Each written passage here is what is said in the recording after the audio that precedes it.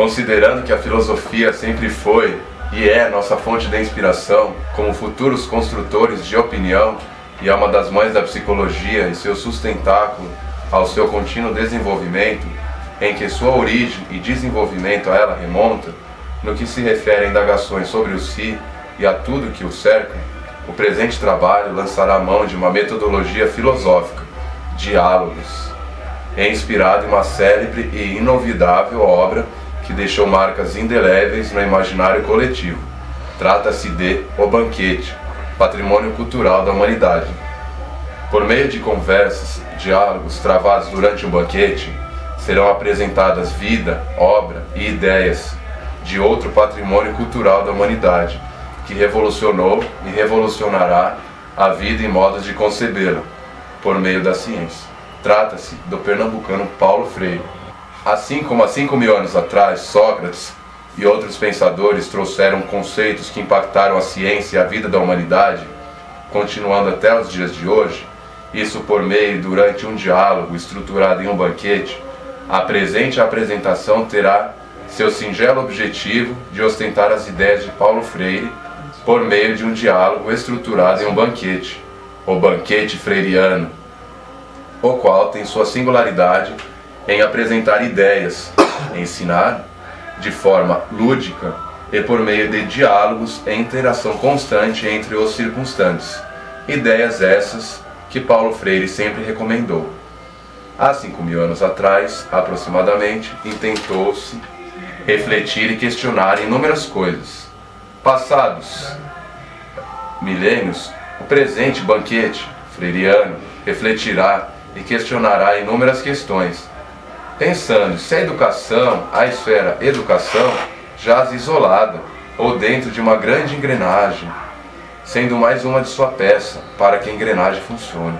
Paulo Freire responderá e ou questionará. Afinal, segundo Karl Jasper, as perguntas são mais essenciais que as respostas, e as respostas, meios de formular novas perguntas.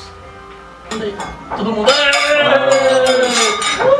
Gente, essa era da boa, hein? Caramba, fiquei bem louco. Rapaz!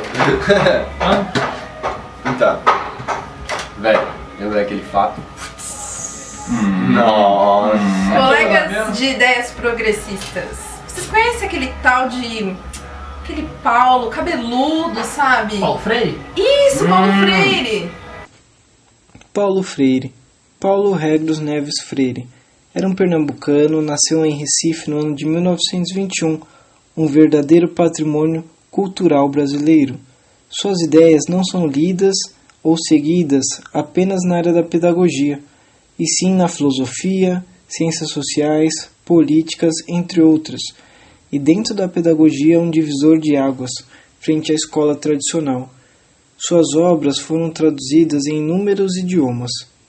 Foi um educador, pedagogista e filósofo brasileiro considerado um dos pensadores mais notáveis na história da pedagogia mundial. Começou a leitura orientado por sua mãe, escrevendo palavras com gravetos no chão do quintal da casa em que nasceu. Ingressou à alfabetização aos 6 anos na escola particular de Eunice, uma professora de 16 a 17 anos, na qual Freire manteve contato até o falecimento da mesma. Aos 10 anos passou a morar em Jaboatão, cidade próxima a Recife, onde aos 13 anos experimentou a dor da perda de seu pai, e viu sua mãe, viúva, lutando para sustentar 4 filhos. Foi um período de fome, dor e sofrimento, e de amor que intermediou a conclusão da escola primária. Sua adolescência foi marcada por condições financeiras desfavoráveis. Aos 16 anos, fez o primeiro ano ginasial no colégio privado 14 de Julho, mas como sua mãe não tinha condições de continuar pagando a mensalidade, ingressou no colégio Oswaldo Cruz como bolsista, tendo uma única exigência, que fosse estudioso.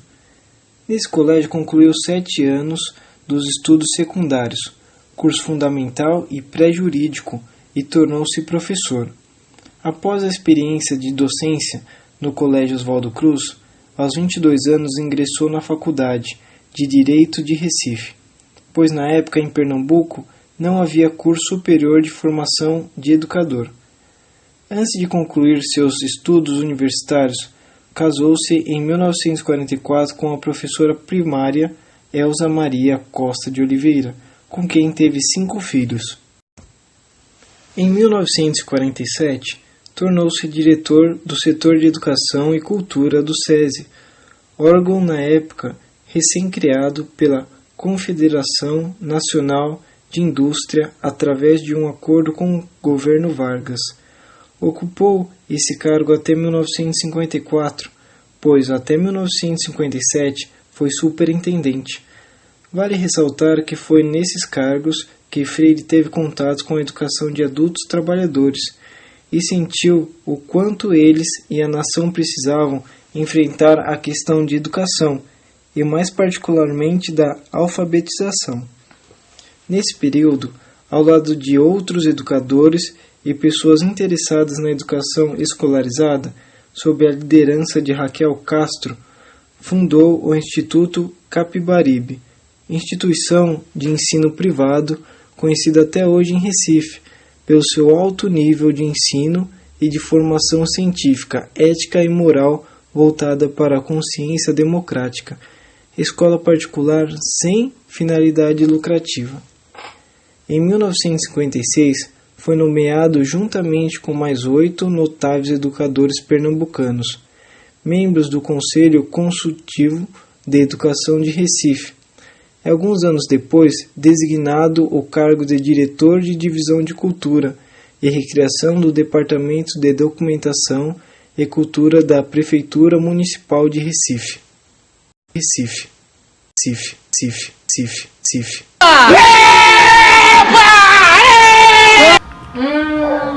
Escola, sistema, engrenagem. Caros e estimadíssimos colegas de nobres e profundos ideais reflexivos, peço vênia e convido-vos a todos para que possamos empreender juntos uma imersão nas mais profundas, nobres e libertadoras reflexões, ensejadas pelo grandiloquente Paulo Freire, nobre educador, onde as suas ideias repercutiram internacionalmente. Será que jaz a instituição escola, incumbida apenas a fornecer informações e manter jovens durante anos numa escola, recebendo essas informações, ou faz parte de uma grande engrenagem maior, sendo ela apenas uma ferramenta, apenas uma peça fundamental dentro dessa grande engrenagem que se chama sociedade, que só funciona se essa peça estiver ativa, meticulosamente acionada? O nobre Paulo Freire ajuda-nos sobremaneira nessa resposta. Domesticação, adestramento, enquadramento, fantoche, sonambulismo social, reprodução. São algumas palavras que Paulo Freire exalam, onde conseguimos entender muito do seu pensamento.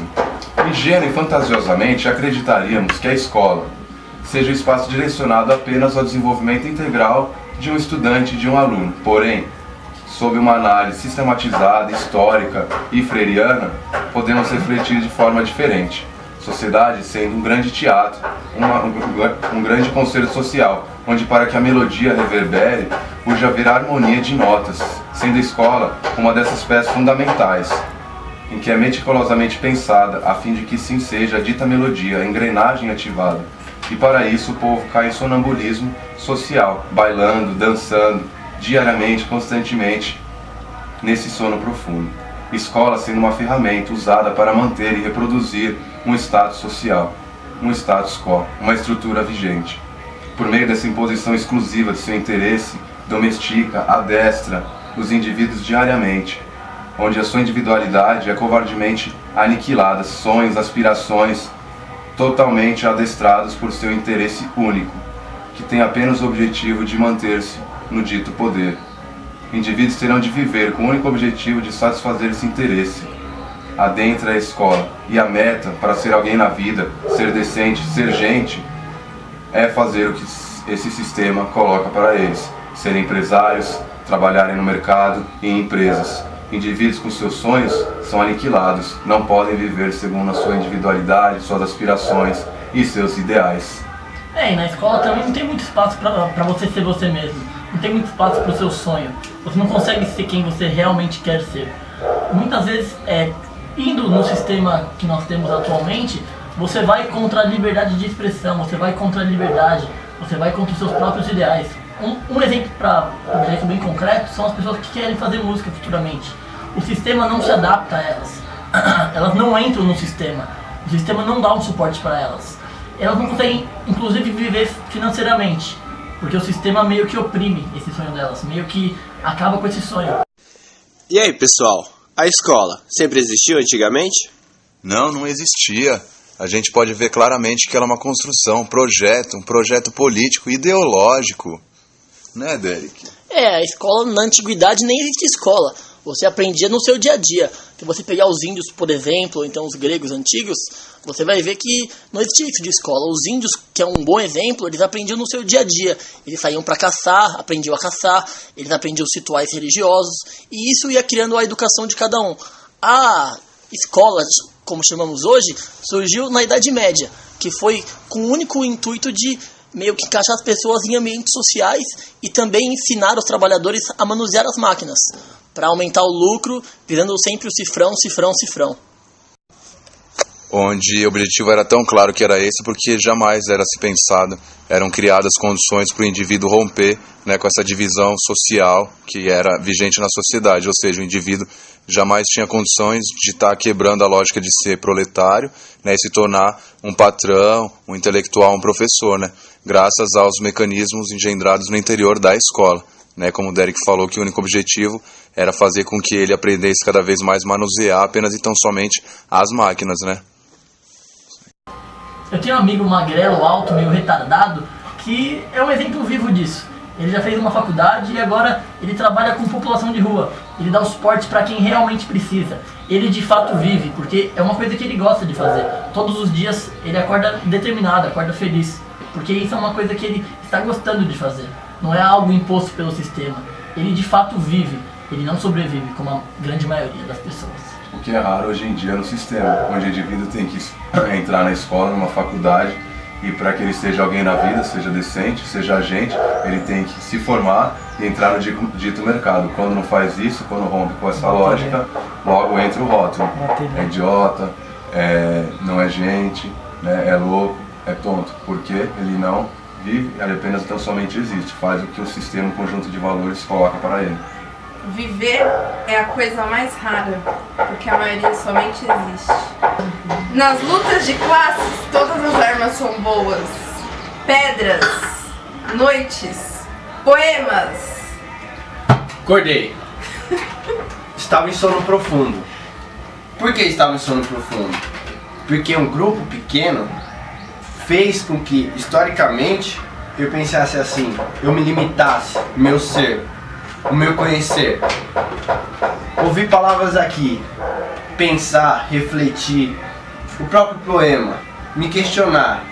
Nisso me levou a despertar a verdadeira libertação. Eu questionei, eu não me limitei, eu quis quebrar com algo que foi imposto historicamente. Onde a escola, nesse sentido, foi a grande ferramenta para o seu despertamento. Uma escola que quebra com a escola tradicional, né, que ela segue o que o sistema manda, coloca, por meio de uma classe que se apropria de toda a esfera, de todo o conjunto, de todo o sistema, onde a escola tradicional tem que justamente seguir esse princípio, e você despertou porque, segundo as ideias do Paulo Freire, segundo o próprio Paulo Freire, foi criada uma condição para que você se conscientizasse sobre tudo que o cerca e tudo que o oprime. Logo você despertou, né, por meio de uma educação humanitária que te conscientizou, criou as condições para você despertar, você te conscientizou e depois criou as condições para você agir, teoria e práticas. Aí você despertou por meio da conscientização histórica, tal, que você é um indivíduo que está imerso dentro de um contexto social, sendo um produto, consequência de um contexto social, histórico, cultural específico, ou seja, sendo um ser concreto e não um ser abstrato. Né? Você sabendo disso, você conseguiu despertar, né? Onde a missão de fato do professor é justamente essa, criar as condições para que você se conscientize, né, de tudo que o cerca historicamente, te oprime. Aí você se conscientizou, despertou. Então, a partir do momento que eu percebo que eu sou um ser, e nesse ser tem um mundo, e nesse mundo que é algo pré-determinado, eu consigo influenciar ele, eu consigo mudar, quebrá-lo, então eu posso mudar minhas ações, eu posso mudar o meu destino de vida, eu posso mudar minha própria bibliografia, eu posso ser autor da minha vida. Então eu posso, aderindo com meus colegas aqui, entrar em processo de libertação através do diálogo. Eu posso dialogar com eles e levantar temas que são míticos, que o próprio opressor passa uma mensagem limitadora, que você deve seguir uma vida sem pensar, só ter e nunca ser. Ligando essa imagem de ter a felicidade. A partir do momento que entramos em diálogo com todos aqui, a gente cria um senso de libertação. A gente busca uma busca incessante de questionar, perguntar o que é realmente a libertação, procurar um meio para a libertação, quebrar essa realidade imposta, dominante pelo opressor. E na maioria das escolas de hoje em dia, isso não acontece. O ensino é totalmente vertical, onde o professor está lá em cima, detentor do saber, e o aluno embaixo, uma folha em branco, onde o professor tenta preencher o aluno. E as ideias do Paulo Freire vão totalmente contra isso. São ideias humanistas, onde na escola, como o Caio falou, né, tem que ter uma relação horizontal, uma relação de respeito, uma relação de igualdade. E o professor, como que ele faz isso? Ele tem que falar na linguagem do aluno.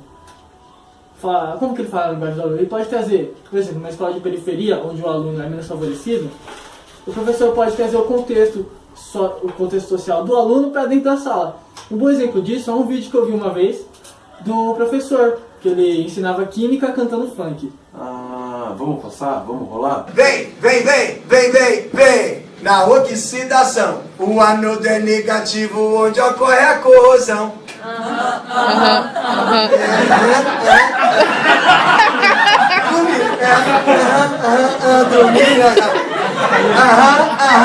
Esse é o refrão, olha aí, solta isso aí. Vem. Na oxidação, o anodo é negativo onde ocorre a corrosão. Gente, que arrepio. Que é isso? Gostoso, né? Vamos voltar, beleza? Vem! Na oxidação, o anodo é negativo onde ocorre a corrosão. Eletrodo corroído concentrando a solução. Tá diminuindo. Os elétrons vão partindo pro cátodo boladão. E o Nox vai subindo, um beijão no coração. Beleza, musiquinha, isso é de leve, mas assim, eu não conheço um punkzinho que não tem um batidão, né? Então, tudo começa com batidão, a mulherada já treinou o refrão, a rapaziada tem que soltar o batidão, pra gente cantar com força, virar e fazer questão. O batidão é aquele clássico do funk, é assim, ó. Vem!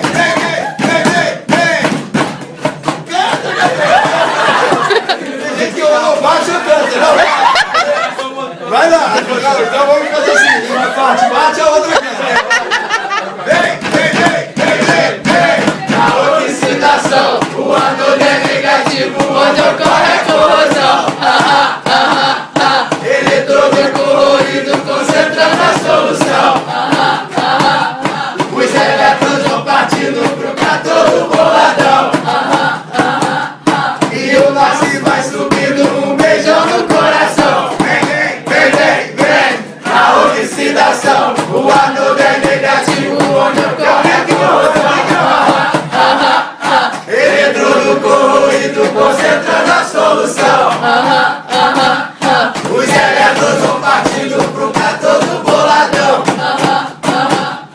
E o Nox vai subindo, um beijão no coração. Maravilha, copia que a gente vai mandar questão. Então, esse vídeo que a gente acabou de ver, fica muito clara a noção do Paulo Freire de como que ele conseguiu a proeza de conseguir alfabetizar inúmeros jovens, inúmeros adultos em 45 dias. Que tipo, não tem mistério, né? Ele foi apenas tão somente humano em detrimento ao que a escola tradicional manda. O que é ser humano? É entender o indivíduo, é compreender ele. Como você compreende? Quando você se coloca no lugar dele, você entende ele. Como você entende? Encarando ele como consequência de um contexto histórico, social específico. No caso desse professor, ele conseguiu essa proeza porque você pode ver que todos os alunos estão super interessados porque ele trouxe a realidade dos indivíduos para o contexto da sala. Isso é compreender o indivíduo, isso é ser humano, né? E não ser autoritário, ser frio como a escola tradicional né? Mas na verdade não é ela. É uma classe, uma burguesia que se apropria do Estado e manifesta o interesse aí, né? No caso do Paulo Freire, portanto, ele é super-humano, que ele consegue fazer com que o indivíduo, o professor, a escola compreenda o indivíduo, né?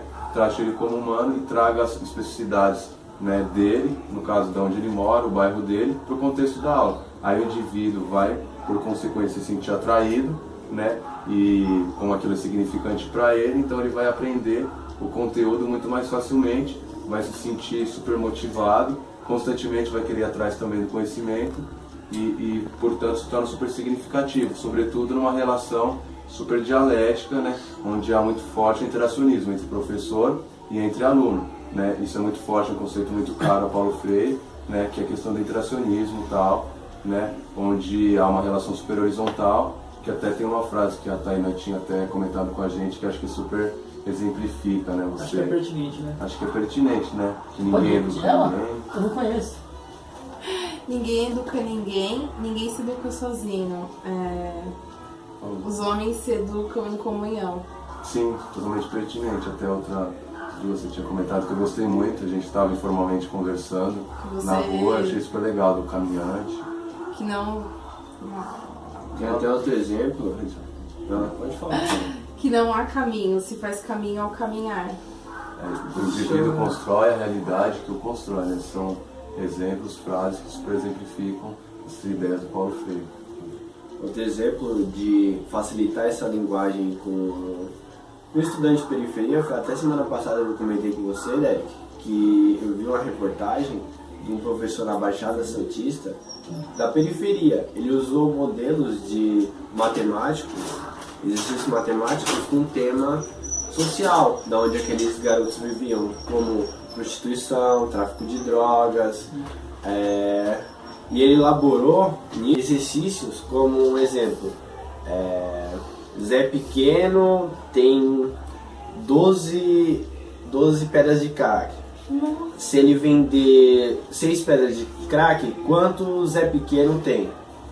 Tipo, fez mais ou menos assim pra criança que vive já nessa periferia, que convive com isso diariamente, ela compreender aquela mensagem. Porque logo, eu entendo o que é o tráfico. O professor, querendo ou não, transmite a matemática aí. Então ele compreende melhor a linguagem do professor, não sendo aquela linguagem, Joãozinho tem 12 maçãs. Ele não vai assimilar isso. Não é familiar para ele.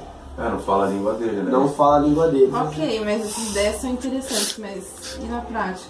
Muito pertinente a sua pergunta, porque, por sinal, no domingo retrasado, 5 de outubro, saiu aqui no jornal na Folha de São Paulo uma matéria que conta pra gente que na prática, muitas práticas inspiradas, norteadas pelo Paulo Freire estão sendo desenvolvidas aí por São Paulo e até nas periferias de São Paulo, Zona Sul, Campo Limpo, Capão, Jardim Ângela, no Heliópolis também na Escola Campos Salles, bem como na Zona Oeste, né, até no Dante Alighieri, que é uma escola super top, né, que aqui eles falam o título: em colégios de São Paulo, crianças decidem no voto de lanche a conteúdo de aula. Ou seja, os alunos, por meio de uma assembleia, eles que são protagonistas dos processos de tomada de decisão. Ou seja, eles determinam o que vai acontecer dentro da sala. Ou seja, conteúdo, de que forma vai ser passado, se vai haver disciplina ou não, até coisas estruturais dentro da própria escola. Assim como eles também decidiram, aqui no jornal conta, que não era mais para os alunos estarem atirando estilingue, tirando pedra por meio do estilingue nos passarinhos, porque eles se colocam no lugar do passarinho e acham isso super humano, que eles não gostariam de estar recebendo pedrada na cabeça. Isso foi interessante por isso, né? Aí tem até aqui uma imagem e tal, da assembleia, o aluno levantando, sabe? Super interessante. Alunos podem votar até a expulsão de colega, né? Nessa matéria, conta que um aluno foi expulso, aí eles se reuniram e falaram que foi de forma injusta e que, portanto, deveria ser revogada essa decisão. E de fato eles colocaram que foi. Um outro exemplo também que nessa matéria diz foi que eles decidiram de que forma o conteúdo ia ser passado, ou seja, eles decidiram que tinha que se aniquilar essa forma de transmissão de conhecimento por meio de disciplina, prova. Eles iam atrás de um tema, iam estudar um tema e apresentar esse tema, onde até o professor ia ser parte integrante disso. Aí eles deram o exemplo do PUM. Eles iam estudar o PUM, né, origem, desenvolvimento e o que é o PUM. Aí o professor também até colocou aqui que ele aprendeu muito com isso, né? Deixa eu ver onde que tá. O aluno levanta a mão para falar, presta atenção e não se deixa a roda a menos que seja urgente. Uso do banheiro. Aqui, ó. Um garoto inscreveu-se para falar do ataque a ninhos de passarinhos com punhados na areia. É mais ou menos a casa deles. Vocês iam gostar se jogassem uma coisa enorme na nossa casa? Né? Então é super interessante. A questão do café eles também proibiram, né? Falando que é tóxico, tal, é uma droga, portanto tinha que ser aniquilado dentro da escola, né? Onde aqui também fala que não há professores, há tutores, né? Há os facilitadores. Enfim, aqui também é uma outra matéria falando que a escola da Ponte e a Somerville são super referência, né? E, enfim, são inúmeros exemplos mostrando que o ideal do Paulo Freire não ficou só no papel, foi para a prática, né? Inúmeras instituições, inúmeras escolas estão desenvolvendo as ideias dele de forma muito concreta, muito eloquente e está quebrando, né, esse tradicionalismo, conservadorismo super enraizado na nossa cultura. Nossa, Caio, agora que você mostrou isso, dá até pra gente mostrar pro pessoal agora como isso funciona na prática, né? Vamos ver? Vamos? Bora, demorou. Verdadeira arte não envolve os adolescentes, e sim desperta. Esse aqui na escola comissária, nas zonas sul, aqui, só mostrando que ainda há experiências democráticas e educação democrática. Já que trabalhei nisso. Trabalho na escola há mais ou menos 15 anos, acompanhei todo o processo do projeto. Eu cheguei já estava acontecendo e eu participei aí já nessa sequência. Na verdade, essa escola é uma resposta à escola tradicional, mostrando que ainda há experiências, né? Rompendo com essa lógica tradicional, autoritarismo, se implica no humanismo, né? Quando a gente começou a fazer uma pergunta, perguntar como que é dinâmico, como que é a escola, em que sentido que ela rompe com a escola tradicional e tenta instaurar uma lógica mais humanista, que enxergar o indivíduo e não considerar ele como um número, mercadoria, como uma coisa. Não, a escola ela trabalha com os 3 princípios, né? Que são baseados nos princípios da escola da Ponte, que solidariedade, fraternidade e responsabilidade. A gente entende que depende do outro, né? Eu não tenho autonomia, assim, tem responsabilidade e responsabilidade. E os outros 2 focos, a escola interessa e tudo passa pela educação. Nós entendemos que a escola termina com o desde o bairro, né? Um centro aonde toda a comunidade precisa interagir, ela precisa participar e ela tem que ser dinâmica. A gente tem que estar aberto a isso. Então ela termina sendo um centro de interesse. Ao mesmo tempo, tudo passa pela educação, né? A escola termina sendo essa fonte onde todo mundo tem que estar passando por aquilo. Então a gente tem que estar envolvido dentro desse contexto. E a gente trabalha com os alunos. Por que é isso, assim, que vocês dão essa autonomia? Pelo menos criar soluções para vocês.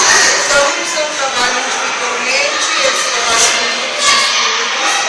Os salões, eles são organizados em grupos. Nos salões eu tenho as crianças são organizadas em grupos de 4. Dentro desse salão eu tenho representantes que vão ajudar a minha geração. Então eu tenho a comissão que é eleita, eles elegem os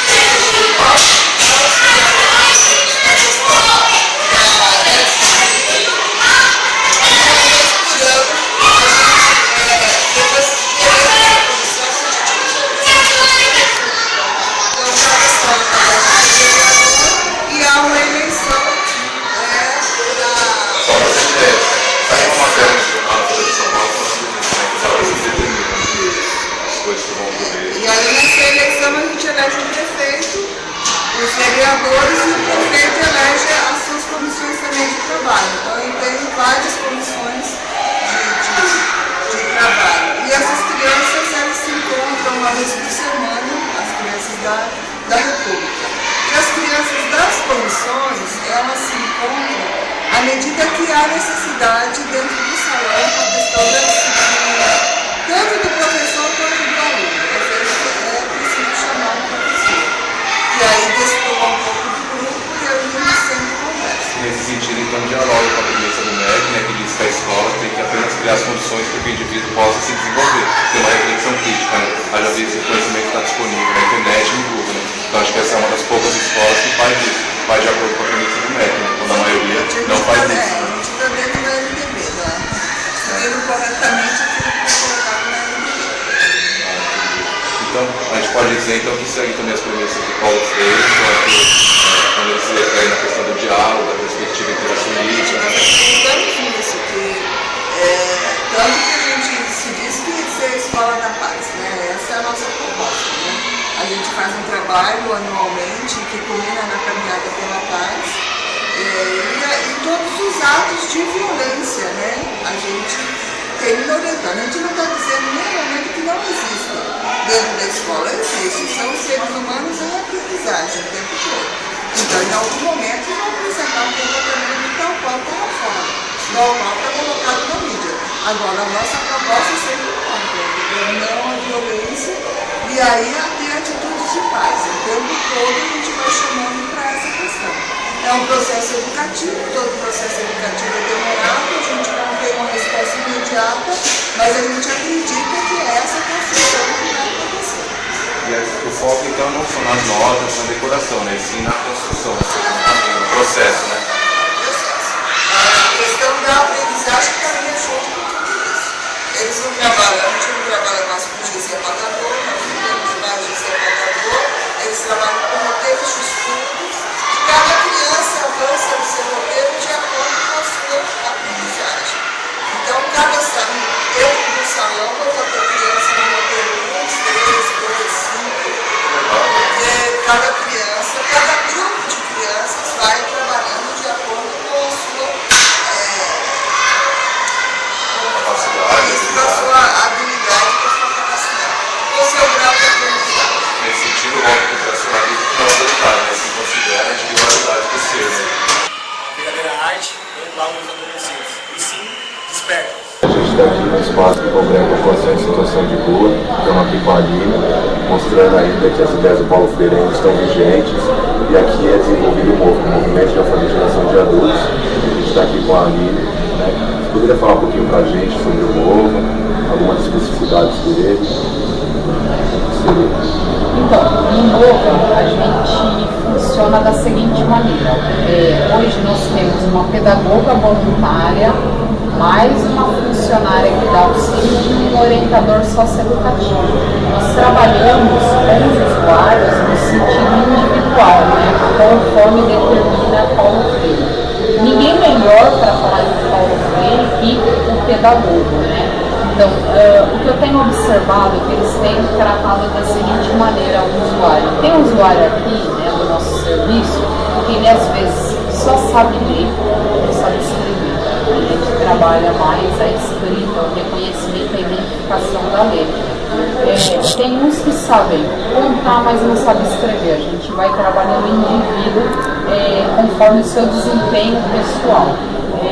Outra questão também que eu acho que é bacana, né, de superação que a gente trabalha, nós temos hoje um assistido dentro do nosso espaço, que é deficiente físico, né, tem dificuldade para pegar na caneta, no lápis, e nós não trabalhamos somente, vai muito mais além de reconhecer, de estar reconhecendo uma letra, de estar formatando uma letra, mas a questão da terapia de pegar numa caneta, essa dificuldade, então a gente tem trabalhado também de como ela vai pegar numa caneta, a gente tem pedido auxílios dessa maneira. Hoje, o MOVA funciona da seguinte maneira, né? Como é previsto na Secretaria de Educação, é de terça a quinta-feira, né, que a gente faz aula teórica. Às sextas-feiras é realizado algum tipo de oficina baseada nas atividades da semana, podendo, né, ser ou não um passeio. Então, uma vez ao mês, a gente programa um passeio em algum museu. Nós iniciamos com o Museu da Língua Portuguesa, depois nós fomos para a Pinacoteca, né? Ao final desse curso, por se tratar de um público em alta vulnerabilidade social, ao final do curso, a gente serve um lanche para a pessoa, né, para incentivar. Agora nós criamos também um projeto de fazer o aniversariante do mês dentro do MOVA. Então todo mês a gente festeja a vida, né, mesmo que não tenha aniversariante, porque o público é rotativo, eles não têm tanta frequência, né, que é uma população em situação de rua, mas todos os meses nós temos realizado cantando os parabéns para todo mundo, ainda que não tenha aniversariante presente no mês, né, mas a gente agradece, incentiva eles a agradecer a saúde, a vida, né, que eles têm a oportunidade de recomeçar, que eles têm, a gente está o tempo todo estimulando que sempre há tempo, né, de ser útil para si mesmo, de ser útil para a sociedade. Então, nesse sentido, a gente pode ver, né, que as ideias do Paulo Freire ainda estão vivas, né, e rompem-se, portanto, muito com as perspectivas da escola tradicional de tratar o indivíduo como número, como coisa, e sim tratar o indivíduo como uma pessoa humana, com sua singularidade e individualidade. Essas práticas, então, trazidas pela lei, comprovam isso. Obrigado. Quem, melhor do que os oprimidos, se encontrará preparado para entender o significado terrível de uma sociedade opressora? Quem sentirá, melhor que eles, os efeitos da opressão? Quem, mais que eles, para ir compreendendo a necessidade da libertação? Quem? Quem? Quem? Quem? Quem? Quem? Quem? Quem? Quem? Domênica. Quem? Domênica. Quem? Domênica, quem? A gente está aqui só complementando as nossas entrevistas, visita de campo, só para mostrar, né, e seguir as ideias do Paulo Freire, quando tipo, ele super critica a escola tradicional, né, falando que ela não considera o indivíduo como pessoa, e sim como número, mercadoria. É uma escola autoritária. O Paulo Freire, em contraponto, tentou sempre tratar os indivíduos humanamente de igual para igual, né? E aqui a gente tem a nossa querida Domênica. Porque ela também foi vítima, né, refém, assim como a grande maioria, né, do sistema, e também, por sua vez, da escola tradicional, né? Onde ela, tipo, super nos contou, né, nos relatou uma experiência super deselegante, desagradável, né, dentro do contexto escolar. Aí você poderia nos presentear com sua fala, meu querido? Pode ir? Ai, gente, não foi muito boa, não. Desde primeira, segunda série, professores preconceituosos, assim, chegam... Você pode não estar fazendo nada, você fez a lição, tudo por não gostar, já arruma uma crítica, você derrubou o lápis, você está atrapalhando os alunos. Te reprime, né? Já começa a discutir, oprimir. E nisso, se você ainda discutir, uma vez eu escutei uma frase, como eu disse, eu vou dizer assim, tipo, ela falou que eu não valia a mosca do cavalo, do bandido no fim do filme. Na segunda série, sem eu fazer nada. Deve ter te marcado isso, né? Demais, até hoje. Aí te bloqueia também, tá estudando hoje em dia, com certeza. Oi? Com certeza deve bloquear você estudar hoje em dia por causa disso, dessa fala, né? Então, isso me afetou muito na escolaridade, assim, tipo, meu desempenho foi... Foda, né? Foi péssimo, mas depois a gente sabe relevar um pouco, né? Você chegou a largar a escola? Eu larguei a escola umas 3 vezes. Você parou em que série? Eu parei no primeiro ano do segundo grau, nem concretizei ainda. Primeiro ano do segundo grau? É. Mas, tipo, de tudo isso aí, o que você, da escola tradicional, dessa escola aí que você passou, você conseguiu tirar proveito de alguma coisa? Olha, de verdade, nada. Nada. Mas assim, se esse professor, ele fosse humano, enxergasse você como os outros, como pessoa, como ser humano, e a partir desse momento ele começasse a conversar com você de igual, ter um respeito com você, não seria mais fácil? Teria sido mais fácil, e agora eu acho que pode até ser, tem alguns que sejam, mas é difícil. É difícil. Eu É já raro, não né? tô conseguindo nem entrar nesse objetivo de novo, entendeu? Ainda tô meio traumatizada. Tudo isso. É complicado, Mas né? se tivesse uma humanidade assim, É uma pena mesmo, a gente fica só frustrado que você não conheceu o Paulo Freire, as ideias do Paulo Freire e professores que seguiram as ideias dele. Você ia perceber que tipo, isso é mais um mecanismo do próprio sistema. Ele não quer que você estude, ele não quer que você pense. Reflita, O que a né? gente está fazendo aqui? A gente está questionando, a gente está mudando o que o sistema quer. A partir do momento que você percebe que você pode desconstruir tudo isso que está aqui, você pode trabalhar, você pode chegar em qualquer lugar, ter seus direitos. mover o mundo, né? Isso. Essa é a ideia do Paulo Freire, assim, você pode mesmo. Você pode romper as amarras da opressão. Tem Isso aqui, ó, é só um sistema que quer recriminar a gente, mas não, a gente pode mudar. Mas isso é uma construção, sabe? Isso é uma metáfora, como diz a nossa nobre professora. Tudo é uma metáfora, tudo é uma construção, tudo é um teatro, é uma construção. E depende do significado que a gente atribui a essa construção. Por isso que é legal o Paulo Freire, que tem um livro que ele chama assim, Pedagogia do Oprimido, que é justamente isso, né? Tipo, que o indivíduo consiga se conscientizar que tudo é... bom esse livro, né? É, tipo, se conscientizar que você pode, é possível, né? E o professor... Capacitado. E eu acredito, não, tipo, eu pessoalmente conheço você, eu acredito em você, sabe, na Domênica. Você é uma pessoa super comunicativa, super Desenvolta, da hora, tal. Só faltaria um professor que conseguisse chegar no seu ser e fizesse você desenvolver, sinceramente. Isso é nosso orgulho, né? Ah, caralho! Mas aí fica a esperança, né? Que, sei lá, se possa conhecer. Daqui pra frente, você não se limitar. Não, eu quero pensar, eu quero questionar. Não, mas por que você me trata assim? Quem é você? Não. Assim como na tenda ali onde você frequentava, tal, tomara que não frequente mais, onde eu trabalho lá na tenda, né? Tipo, tomara que a gente consiga cada vez mais criar as condições para que você consiga ter uma reflexão crítica em torno da sua vida, em torno de tudo que o cerca. E sempre prestar atenção daqui pra frente que a gente conversou isso com você, como a gente trata você. Ou seja, será que eu tô falando, mas será que na prática a gente faz isso? Ou não? Você sempre trata de igual, assim, respeito. Então.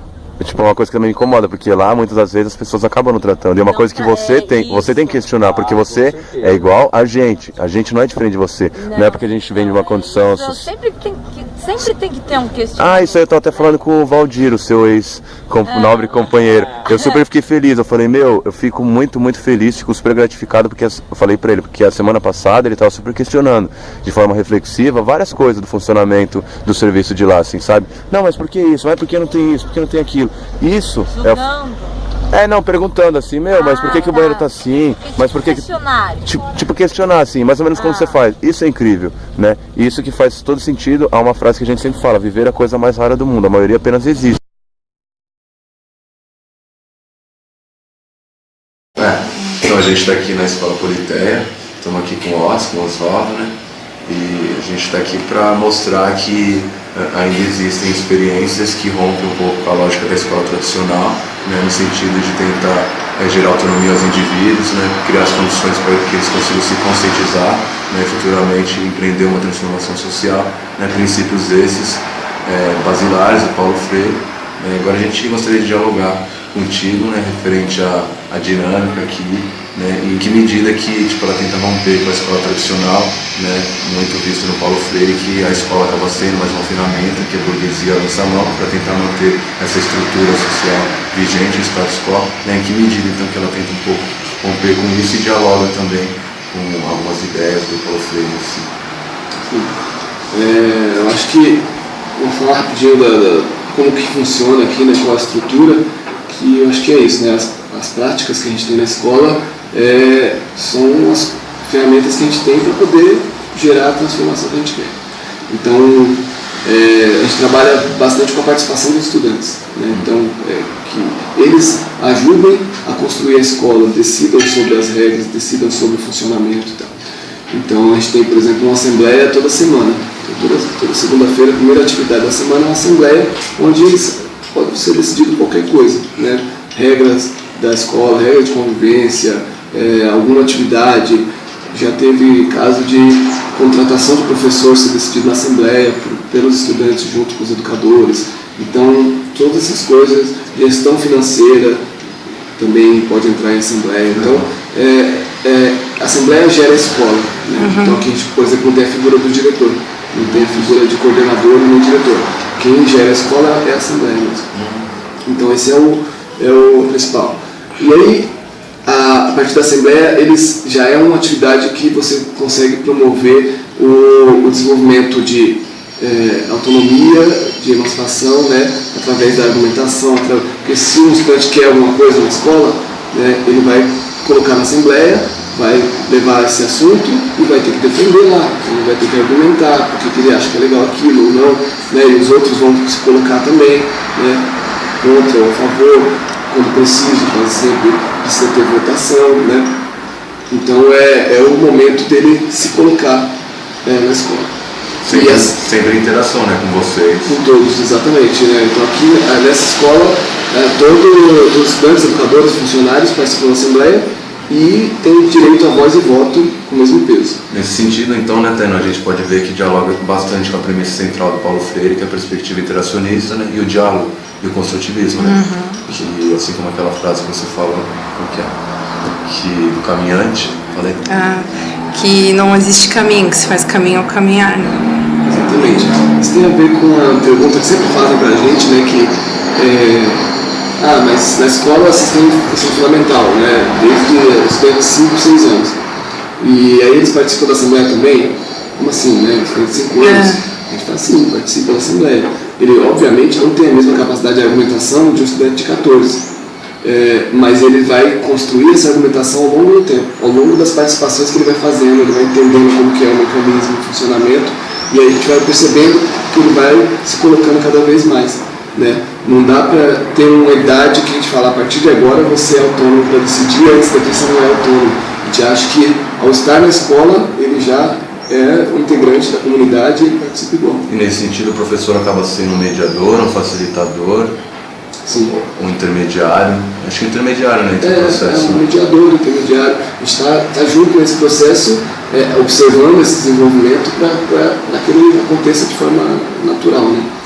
Então, tem críticas que algumas pessoas colocam, não só para a escola, mas para os modelos que dão autonomia para as crianças, de dizer que algumas crianças não têm a capacidade de decidir. A gente acha que não, a gente acha que eles podem aprendendo a decidir, né, ao longo da participação deles. Acho que nesse sentido, então, ela é super revolucionária em potencial e na prática mesmo, no sentido de que, tipo, se a gente for fazer uma análise, tipo, a gente vive as desigualdades, opressões, esse status quo, justamente porque a população é alienada, não tem consciência da situação, né, em que ela vive. E já que vocês estão criando condições, estão formando pessoas, né, com espírito crítico, conscientizando elas, logo isso é uma prática revolucionária em potencial e já efetiva, né, porque só se consegue manter essa situação que as pessoas não sabem que elas vivem essa situação, né? Logo, se as pessoas são meio que picadas, né, por esse conhecimento, como sempre Paulo Freire recomendou, logo, tipo, essa estrutura social, esse status quo já está meio que, se torna meio que passageiro. Nesse sentido é super revolucionária, porque está já empreendendo uma transformação social, né? Então, por isso que super vão vir as críticas, né? Porque para uma burguesia, né, para uma classe que está se apropriando historicamente, atualmente, dessa situação, não é viável. Logo, a crítica é maciça, né? Super maciça deve ser. O sistema tradicional, você não tem a possibilidade de escolher, né, de decidir. Né? Então, e isso faz com que as pessoas não sintam o pertencimento daquele lugar, daquela educação, né? Não é dela, ela só recebe. Né? A educação tradicional, ela transmite a ideia de transmissão de conhecimento, né? Então, como se o estudante que chega lá seja uma tábua rasa, né? Você só deposita aqui, né? Como o Freire coloca com os depósitos bancários de educação, né? Educação bancária. Exatamente. E não é isso, né? Porque todo estudante ele chega com uma carga de conhecimento, ele tem a sua história, ele tem a sua origem, seja ela qual for, né? Aqui na escola a gente tem uma mistura de classes muito grande. Então você vai ter diversas tensões, inclusive, de conhecimentos aqui. Isso é legal que dialoga muito com aquele conceito do Marx, do materialismo histórico dialético, né? Considerar o indivíduo como ser concreto, né? O indivíduo é consequência de um contexto histórico, social específico, né? E é legal vocês respeitam. E é isso, é ter claro que é o conceito marxista, né? Desenvolve uma pesquisa individual. Tem muitas coisas coletivas, essa é a única coisa que é bem individual, assim, Então, às vezes, o estudante tem uma vontade de conhecer um tema que é só dele, não é dos outros. Então, ele desenvolve essa pesquisa com o orientador e tal. E a gente não ceifa o tema. O tema que vir vai acontecer. Legal. Ele que traz, e não ceifa em nenhum momento. Teve um estudante aqui há um tempo atrás, ano passado, se formou já, que ele tinha uma questão de tentar colocar a gente em xeque, assim. Então, vamos ver será que eles vão aceitar qualquer tema mesmo? E aí chegava no começo do semestre, e aí, o que você vai pesquisar? Aí ele, então, eu vou pesquisar drogas.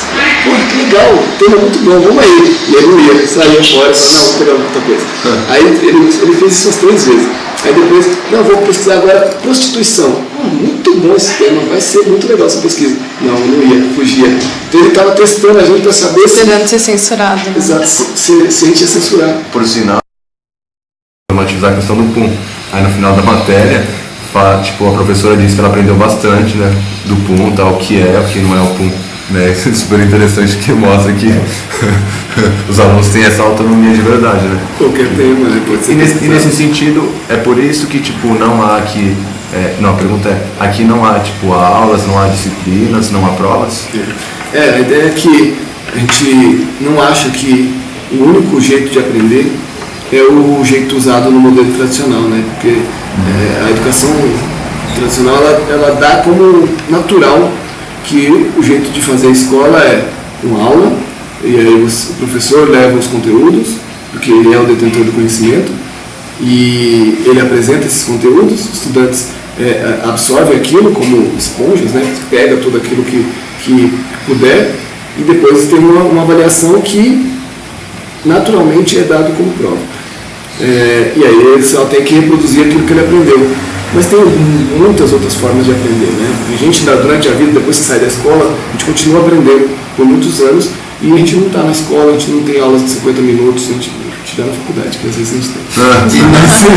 Mas a gente aprende em outros espaços sem precisar desse modelo tradicional. Dá para aprender de várias formas, dá para aprender com quem você não tem a mesma idade, né? Então não precisa ter turmas que são etárias, todos estudantes de 13 anos. Durante a vida, depois que você sai da escola, você aprende com pessoas de diversas idades. Por que na escola a gente tem que aprender com todo mundo da mesma idade? E nesse sentido, o foco da faculdade de escola, sendo prova, nota, se o aluno fica focado nisso, em decorar, isso inibe a capacidade reflexiva dele, né? Exatamente. E, tipo, claro que isso é viável para essa escola tradicional, para o sistema, né? Mas para quem está visando uma transformação social, uma autonomia, isso super embarga, né? Exato. Essa capacidade crítica, reflexiva do indivíduo, né? Exatamente. E acho que nesse sentido também vocês pensaram que o foco não seja a prova. Né? Exatamente, então porque a gente consegue deixar mais livre, né? Para que eles consigam colocar o que eles querem aprender. Né? Porque assim, tem vários níveis de escolas que fogem do modelo tradicional, algumas que com relação ao conhecimento específico, né?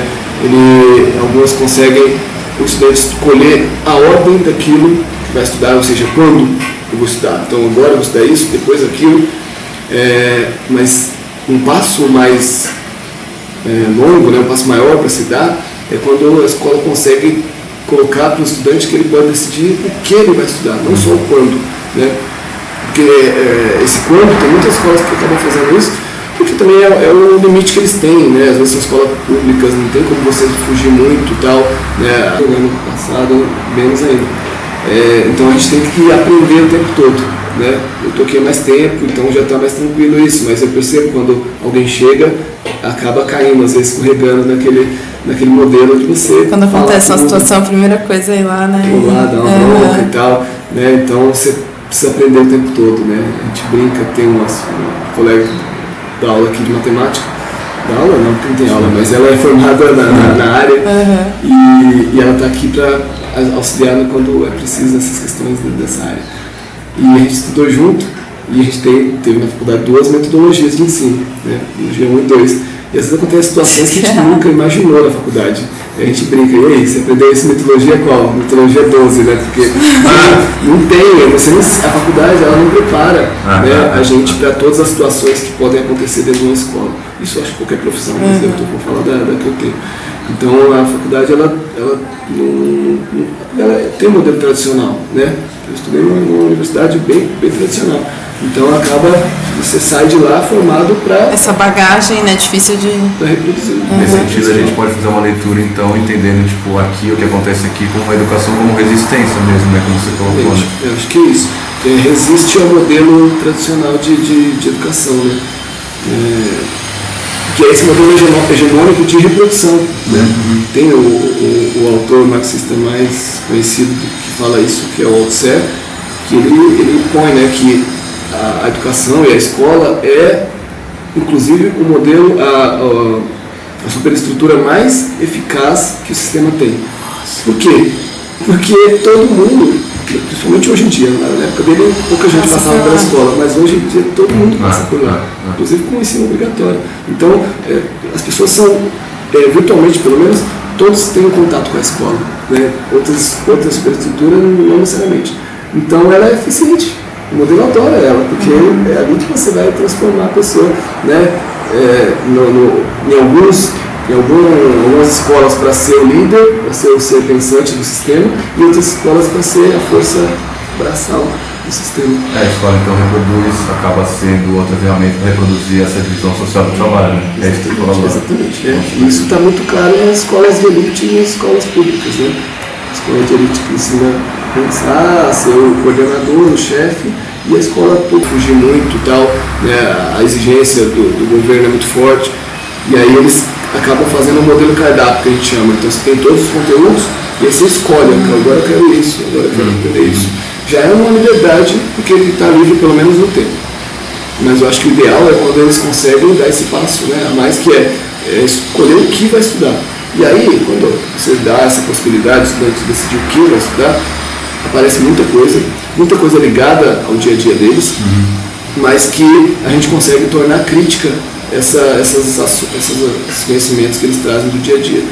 Então, um exemplo que eu estava dando para vocês agora há pouco, o grupo de estudo que está tendo agora, que é o grupo de estudo de criminalidade, né? Entender as origens da criminalidade. Isso é um tema que aparece pouco na escola tradicional, né? E foi um tema que os estudantes que decidiram.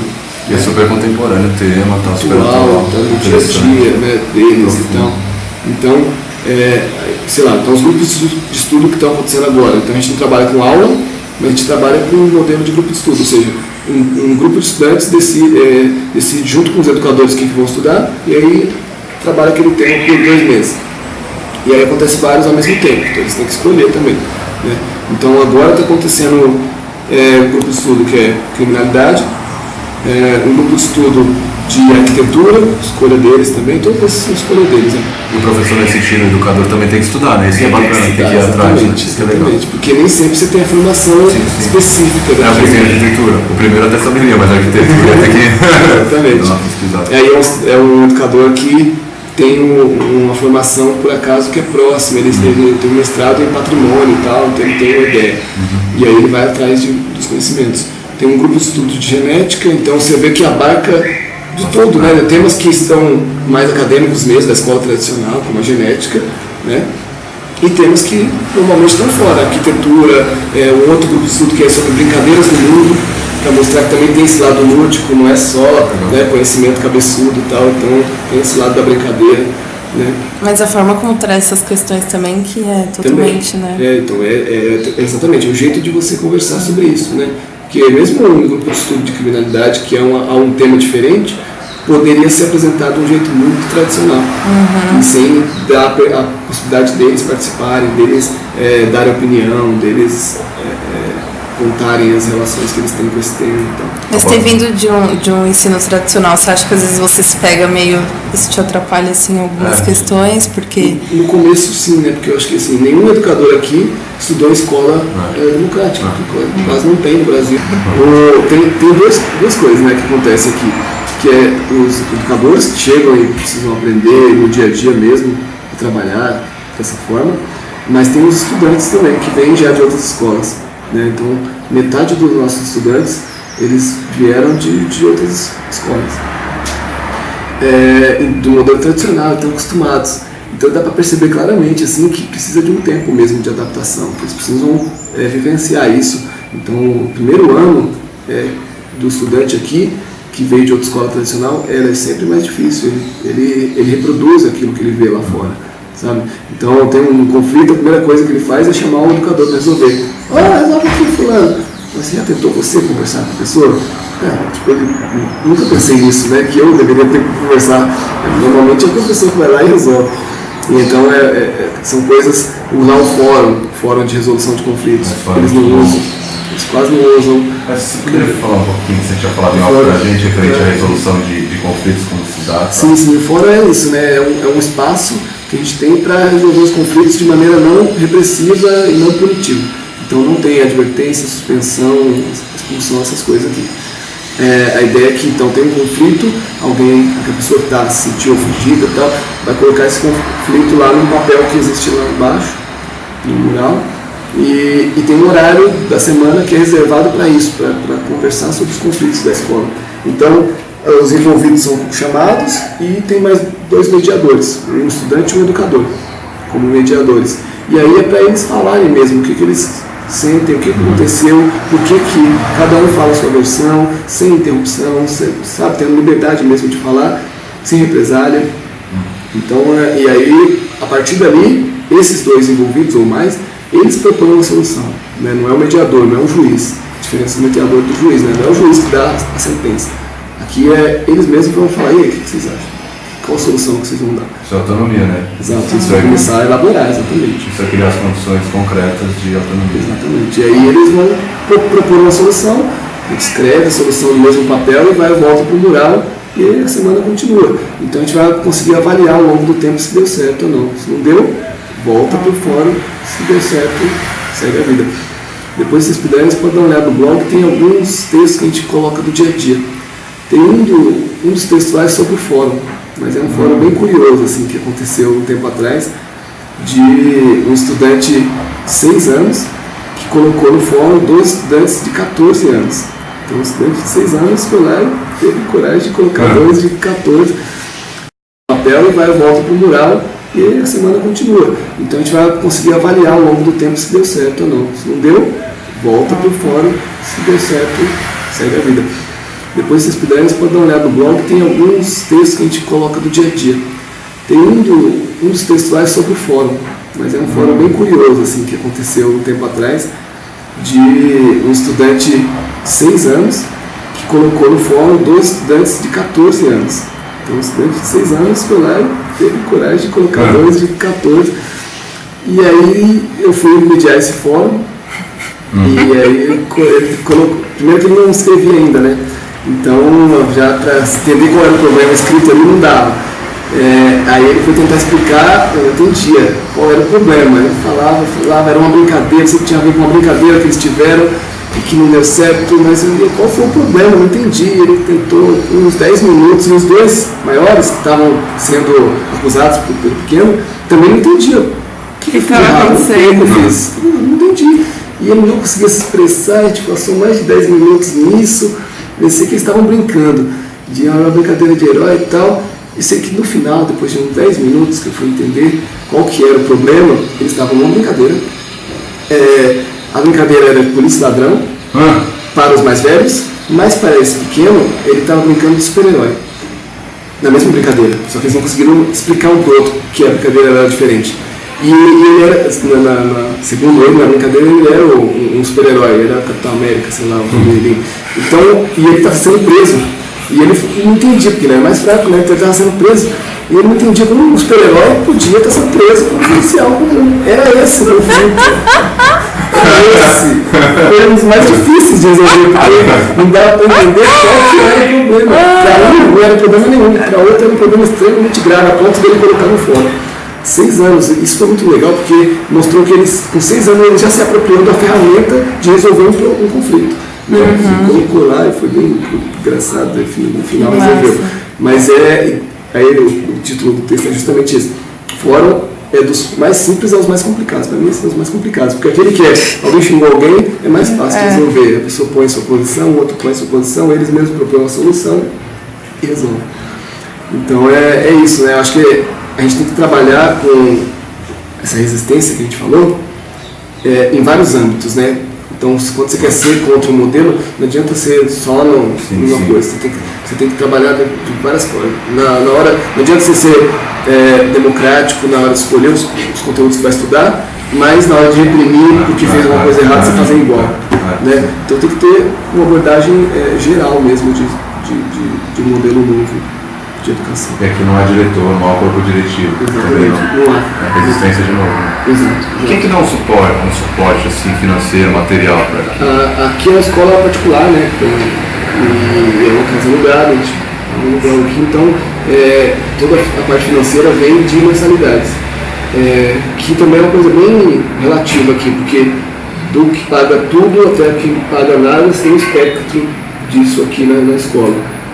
Então tem muita gente que vem de acordo com a proposta, gosta da proposta e quer estudar aqui, então vai pagar o que pode. E quem pode pagar a mensalidade toda, paga a mensalidade toda, e é daí que surge o pagamento dos professores, aluguel, as contas.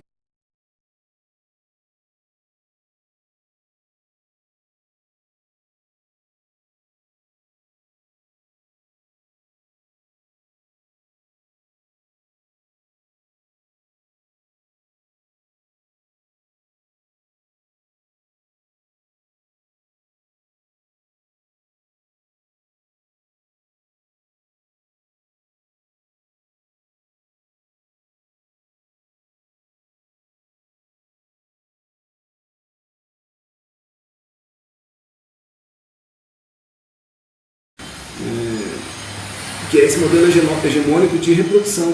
Né? Tem o autor marxista mais conhecido que fala isso, que é o Althusser, que ele põe, né, que a educação e a escola é, inclusive, o modelo, a superestrutura mais eficaz que o sistema tem. Por quê? Porque todo mundo, principalmente hoje em dia, na época dele pouca gente passava pela escola, mas hoje em dia todo mundo passa por lá, inclusive com o ensino obrigatório. Então, as pessoas são, virtualmente pelo menos, todos têm contato com a escola, né? Outras superestruturas não necessariamente. Então ela é eficiente, o modelo adora ela, porque é ali que você vai transformar a pessoa, né? Em algumas escolas para ser o líder, para ser o ser pensante do sistema, e outras escolas para ser a força braçal do sistema. A escola então acaba sendo outra ferramenta para reproduzir essa divisão social do trabalho. Né? É isso que você Exatamente. E isso está muito claro nas escolas de elite e nas escolas públicas. Né? As reflexões aqui trazidas, o trabalho nos auxiliou muito a refletir profundamente sobre a disciplina Psicologia do Desenvolvimento e Teoria de Aprendizagem, e a escola em si, bem como o sistema e a sociedade. Ostentando-nos e fazendo-nos pensar se, superficialmente, a escola está apartada de interesses outrem, ou se segue e obedece a interesses históricos, sendo uma peça apenas dentro de uma ardilosa engrenagem articulada historicamente, existindo com o objetivo exclusivo de manter, preservar e reproduzir uma sagrada família, em detrimento ao povo oprimido, um status que construído e mantido historicamente dentro desse grande teatro que se chama sociedade. Concerto social onde, historicamente, o povo jaz em sonambulismo social, dançando ao sono perpetrado, histórica e conscientemente, educação sendo, pois, mais um instrumento musical que isso propicia.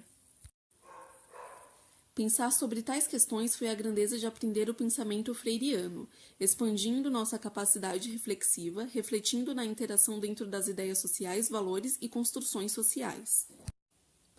O trabalho em si, seu modo de apresentar, operacionalizou ideias de Paulo Freire, quais sejam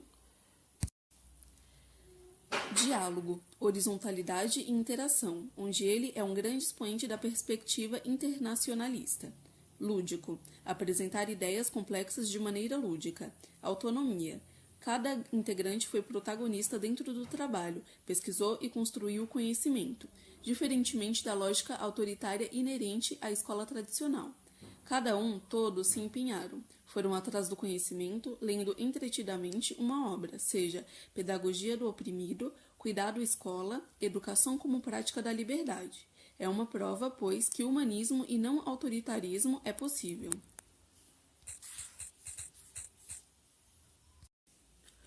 O trabalho também auxiliou-nos a desenvolver outras habilidades específicas, tais como coleta e sistematizações de dados, abordagem e relacionamento interpessoal com pessoas desconhecidas, seja em escolas, instituições ou intelectuais.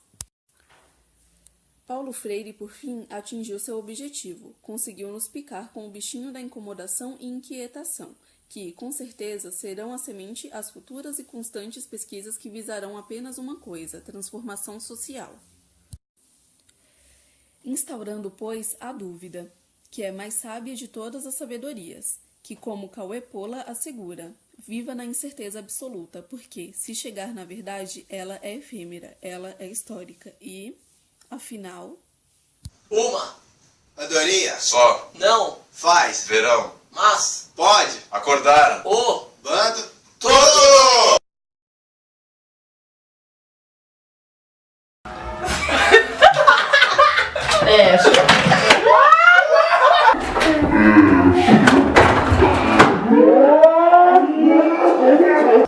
A linguagem do professor não sendo aquela linguagem, Joãozinho tem 12 maçãs, menos 6 maçãs dão 4 maçãs. Ele não vai assimilar isso. Linguagem, Joãozinho tem 12 maçãs, menos 6 maçãs dão 4 maçãs.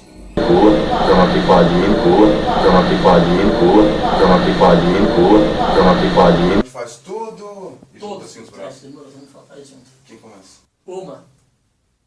Não, burro, eu vou falar. Aí você quer. Mais ou menos. Começa o Derek. Uma, vai, ó. Uma. Andorinha. Só. Não. Faz. Verão.